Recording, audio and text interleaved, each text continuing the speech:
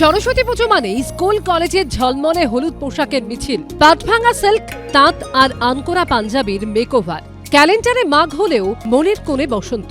কলেজের গেটে আড্ডা, হাসির রোল, হৈ হৈ করে ভোগ খাওয়া। এই দিনটাই তো বাঙালির ভ্যালেন্টাইন্স ডে। কিন্তু এবছর অন্য সরস্বতী পুজো দেখলেও শহর কলকাতা। কলেজের গেটের বাইরে বেঞ্চ পাতা, সেই বেঞ্চে বসে পড়ুয়ারা আড্ডা দিচ্ছেন এমনটা নয়, সেখানে বসে রয়েছেন সাদা উর্দিপরা কলকাতা পুলিশের এক ঝাঁক পুরুষ মহিলা কর্মী। যে দিনটা কিনা কলেজ পড়ুয়াদের অবারিত দ্বার, সেই দিন তাদের কলেজে ঢুকতে হলেও আই কার্ড দেখিয়ে। সেই রবিবার থেকে বুধবার এভাবেই কলেজের গেটে আই কার্ড দেখিয়ে ঢুকতে হচ্ছে পড়ুয়াদের। পুজো ঘিরে তৈরি হয় অশান্তির একটা আবহ এবং তার পরবর্তীকালে পুজো মিটলেও কলেজে মোতায়েন রয়েছে পুলিশ।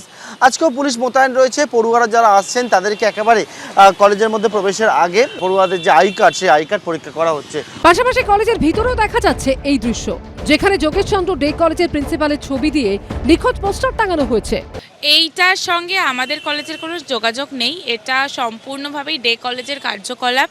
তো তারা কেন এটা লাগিয়েছে সেটা তারাই ভালো বলতে পারবে।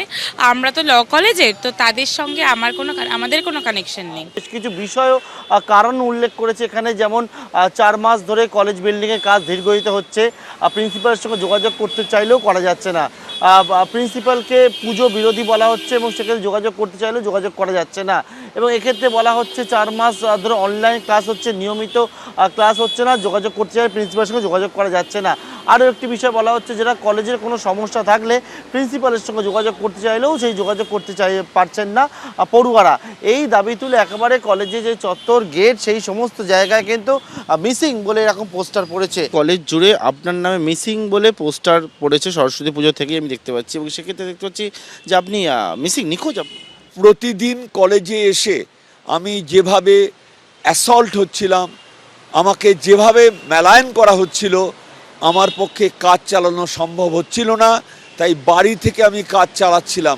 আমার পেছনে ধাওয়া করা হয়েছে, আমাকে মেলায়ন করা হয়েছে, এই সমস্ত বহিরাগত আর তার সঙ্গে কয়েকটা ডিসকলেজিয়েট ছাত্র। উল্লেখ্য, এই প্রসঙ্গে বিস্ফোরক অভিযোগ করেছেন যোগেশচন্দ্র ডে কলেজের প্রিন্সিপাল। পঙ্কজ রায়ের দাবি, তাকে জোর করে পদত্যাগ করতে বলেন গভর্নিং বডির মেম্বার অরুণ চট্টোপাধ্যায়। 4টের সময় মিটিং ডাকা হলো 31 তারিখে। আমি ঢুকতেই পুরো প্রস্তুতি ছিল, আপনি রেজিগনেশন দিন। আমি বললাম আমি রেজিগনেশন দেব না। অরুণ চ্যাটার্জি বললেন আপনি করবেন না কেন? আমি করব না। তখন বললেন যে আপনার ভিআরএস অর্থাৎ স্বেচ্ছা অবসর আমরা আজকে নিলাম। আমি বললাম আমি স্বেচ্ছা অবসর 31শে জুলাই চেয়েছি, আপনি নিলেন কি করে? না, আমরা আজকেই নিলাম। বললাম এটাকে স্বেচ্ছা অবসর বলে না, এটাকে স্বেচ্ছাচারিতা বলে। আমার মনে হচ্ছিল আমি পশ্চিমবাংলায় আছি না চট্টগ্রামে অনুপম সেনের মতো জোর করে পদত্যাগের কথা বলা হচ্ছে, আমি জানি না। এই অরুণ চট্টোপাধ্যায় শিক্ষা দফতরের রাজ্য অ্যাডভাইসারি কাউন্সিলের ডেপুটি চেয়ারম্যান, পাশাপাশি যোগেশচন্দ্র কলেজের ডে বিভাগের গভর্নিং বডির মেম্বার। প্রিন্সিপালের অভিযোগের প্রেক্ষিতে পাল্টা যুক্তি দিয়েছেন তিনি। ওনার উচিত ছিল as principal of the college যে কলেজের প্রেসিডেন্টকে জানানো, অবহিত করা, যেরকম একটা অভিযোগ নিয়ে হাইকোর্টে একটা আবেদন করা হয়েছে। চুপচাপ বসে রইলেন এবং ওদের অভিযোগটাকে মান্যতা দিলেন, মান্যতা দিয়ে উনি চলে আসলেন। এটা আমার মনে হয় প্রিন্সিপালের ঠিক উপযুক্ত কাজ হয়নি।